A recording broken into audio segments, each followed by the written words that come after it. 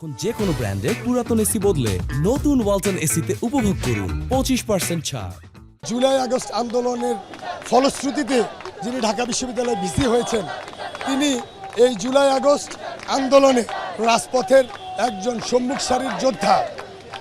ঢাকা বিশ্ববিদ্যালয়ে sir F Rahman হলের ছাত্রদলের শাহরিয়ার আলম সাম্য খুন হওয়ার পরেও আমরা দেখছি এখন পর্যন্ত আজকে পর্যন্ত 9 দিন হয়ে যাওয়ার পরেও এই হত্যাকাণ্ডের কোনো সুষ্ঠু বিচার হচ্ছে না এবং প্রকৃত দোষীদের এখনও গ্রেপ্তার করা হচ্ছে না। আমরা বাংলাদেশ জাতীয়তাবাদী ছাত্রদল আরও কঠোর কর্মসূচিতে যাব যদি দ্রুত এই বিচার কার্যকর না হয়। এবং আপনারা জানেন সারা বাংলাদেশের সকল শিক্ষার্থীদের আমাদের আরেকটি দাবি আছে, সারা বাংলাদেশের সকল শিক্ষার্থীদের ক্যাম্পাসে নিরাপদ রাখা। একটি বিশ্ববিদ্যালয় প্রশাসনের দায়িত্ব হচ্ছে নিরাপদ ক্যাম্পাস প্রতিষ্ঠিত করা। যদি ঢাকা বিশ্ববিদ্যালয়ের ভিসি ক্যাম্পাসে নিরাপত্তাই দিতে না পারে, তাহলে আমি বলতে চাই অবিলম্বে উনি পদত্যাগ করুন।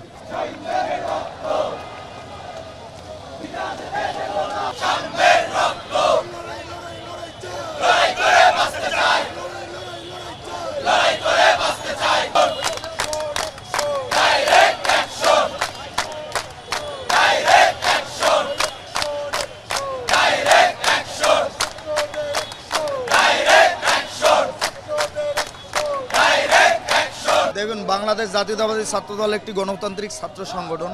আমরা আমাদের যে দাবি দেওয়া এখন পর্যন্ত আমরা কিন্তু সহিষ্ণু কর্মসূচি দিয়ে এসেছিলাম, কিন্তু আজকে সাম্য হত্যার প্রায় 9 দিন হয়ে গেল, কিন্তু আমরা দৃশ্যমান কোনো যে ব্যবস্থা সেটা দেখতে পারিনি, যেটা পদক্ষেপ এটা দেখতে পারিনি। এখানে বিশ্ববিদ্যালয় প্রশাসনের গাফিলতি আছে, একই সাথে রাষ্ট্রীয় যে যন্ত্র, বিশেষ করে বর্তমান যে একটি অন্তর্বর্তীকালীন সরকার আছে সেই সরকারও এখানে গাফিলতি আছে। এজন্য আমরা আজকে এই কর্মসূচি দিতে বাধ্য হয়েছি। আমরা জানি যে বিগত জুলাই আগস্টের গণ অভ্যুত্থানের পর বাংলাদেশে যে একটি ঐক্যের বাংলাদেশ তৈরি হওয়ার আমরা স্বপ্ন দেখেছিলাম, সেই স্বপ্ন 9 মাসের মধ্যে কী জন্য ভুলুণ্ঠিত হলো আমরা আপনাদের কাছে প্রশ্ন রেখে গেলাম। একই সাথে এই শাহবাগে বিভিন্ন দাবি, যে দাবিগুলোর যৌক্তিক কোনো ভিত্তি নাই, সেই দাবিগুলোকে ভিত্তি করে অনেক এখানে আন্দোলন সংগ্রাম হয়েছে, মানুষের জনভোগান্তি সৃষ্টি হয়েছে। কিন্তু আমাদের আজকের যে দাবি, সে দাবিটি বাংলাদেশে একটি ন্যায় বিচারের দেশ হিসাবে প্রতিষ্ঠিত হোক, একটি ন্যায় এবং মানবিক এবং সাম্যের বাংলাদেশ হিসেবে প্রতিষ্ঠিত হোক।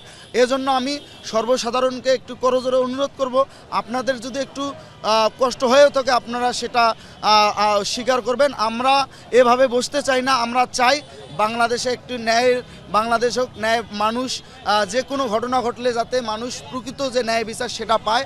আজকের এই জনদুর্ভোগ যদি একটু হয়েও থাকে, তারা আমাদের এই স্বীকার করে, আমাদের যাতে ভবিষ্যতে আর এভাবে বসতে না হয় কোনো দাবি দাবা আদায় করার জন্য, আমরা সেজন্য আজকে এখানে বসেছি, আমরা এভাবে বসতে চাই না।